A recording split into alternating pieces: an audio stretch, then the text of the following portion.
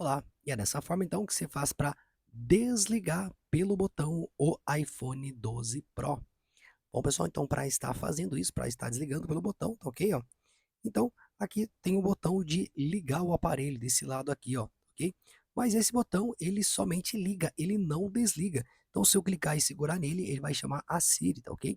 No caso, para desligar, pessoal, ele precisa de uma combinação de botões.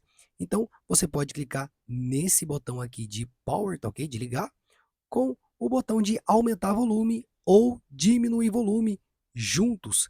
Então, você faz isso, ó, clica e segura os dois juntos, ó, ele vai aparecer ali, ó, e aí você desliza e ele vai desligar. Ou com aumentar volume também, ó. Clica desses dois, ele aparece, você desliza e ele desliga ali, tá ok? E para ligar é somente aí o botão Power mesmo, tá ok? Espero que esse vídeo tenha te ajudado de alguma forma. Não se esqueça aí do like e até o próximo vídeo. Tchau, tchau.